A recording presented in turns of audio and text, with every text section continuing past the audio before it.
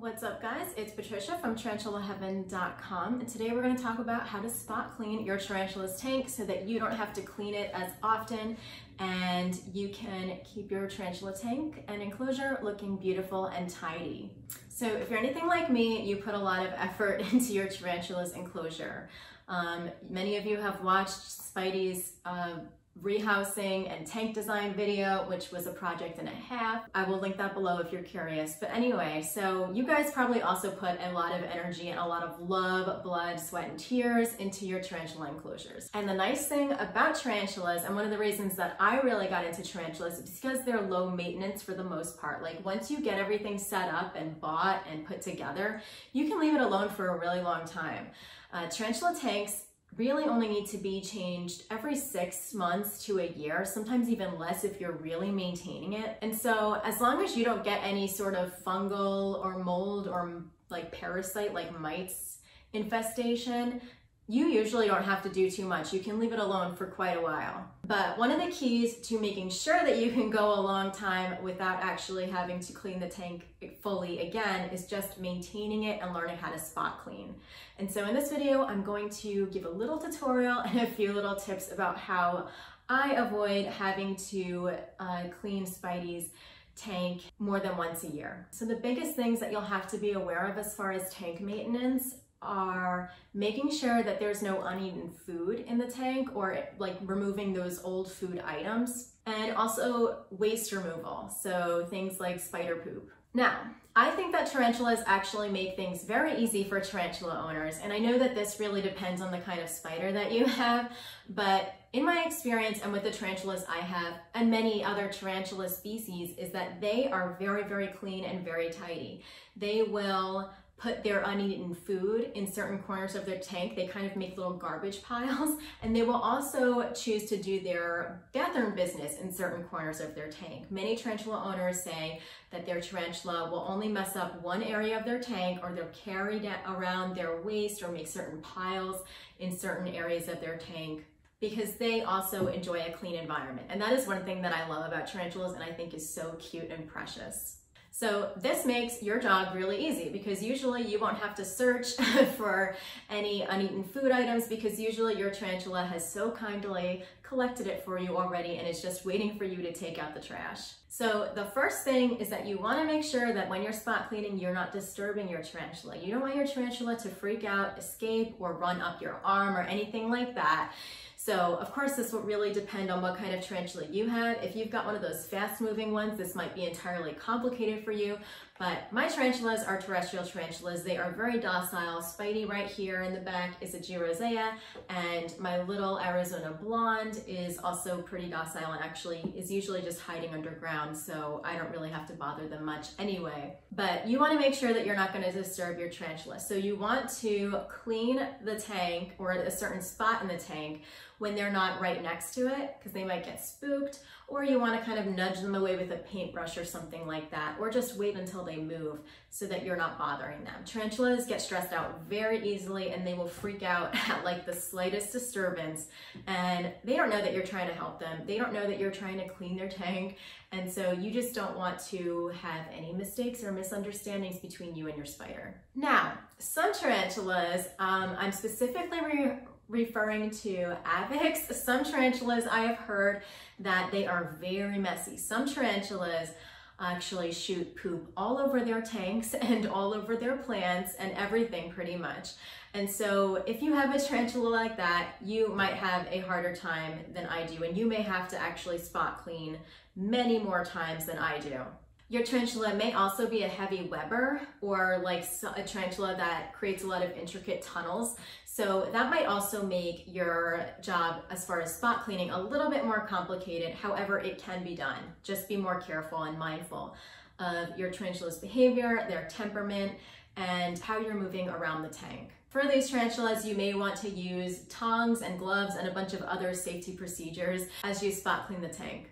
So the major things to remove are definitely food waste. So things like boluses, I'm not sure if I'm saying that correctly, but that is the leftover food remains of anything that your tarantula ate. Not every time the tarantula will eat the entire feeder. Sometimes they leave behind the skeleton. Sometimes Spidey doesn't leave anything behind, but sometimes they kind of leave like the remnants of it that they didn't want, and they suck all the juice out. So you might find little piles of uneaten bugs around. You want to take out like dead food that the tarantula is not interested anymore, but you also want to make sure, and this is a big key as far as not having to clean your tank too often. I learned this the hard way. So you want to make sure that you're also taking out live prey that your tarantula is not interested in. If your tarantula doesn't strike pretty quickly, your tarantula might not be interested, and you may want to remove that. And this is something that I learned because Spidey used to let her food get away pretty frequently before we switched to roaches, and the worms and the crickets used to just make the tank so gross. Like, Spidey was not making the tank gross. She is so clean. These things would mess the substrate up, make the tank smell like they would die sometimes in the substrate. I'm making faces, I can tell just by talking about it, because the memories, like, you never forget that smell of like a worm or a cricket that has died. Anyway, so you also do not want to take the chance that if you let a cricket roam around or something like that, that it's going to lay eggs. That happened to me once, and I didn't know it until I had an infestation of cricket babies, and I had to change the whole tank because there was just no way that I could get them all out. And I was really upset because I had just changed the tank a few weeks ago, and it was like all new substrate, totally clean. So that is another consideration to think about why you don't want live prey. And of course you shouldn't have live prey around there anyway, like just roaming around, because it's not safe for your tarantula if your tarantula molts or is in pre-molt. But the big consideration with keeping the tank clean is that the feeders will actually make your tank pretty gross. So on a regular basis, you just want your tarantula to be in their home.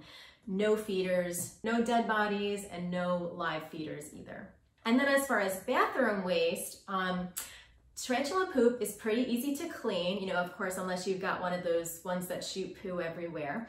But Spidey and Blinky, they like to go on their walls. So Spidey will make a nice little poop pile on the side of her tank, which usually makes it pretty easy for me to clean. I will show you a little tutorial about how I do that right now, but basically I just take a regular paper towel, I wet it, and then I just go on the side of the tank, and usually it's not too hard to get off. Okay guys, so as you can see, Miss Spidey did a little poop right here. She usually likes to poop on her walls, so she makes it a little bit easy for me. And as you can see in this video, Spidey is not near the poop. I can probably do this without disturbing her at all. She is actually trying to maybe go in her tunnel like such a beautiful girl. So what I have is I just have a moistened paper towel, nothing fancy. Just gonna gently scrape it off, rub it a little bit. As you can see, Spidey's not doing anything. She's just being a good girl. And yeah, sometimes tarantulas really cake it on. Tarantula poop, once it dries, it is sometimes hard to get off, but oops, this is coming off.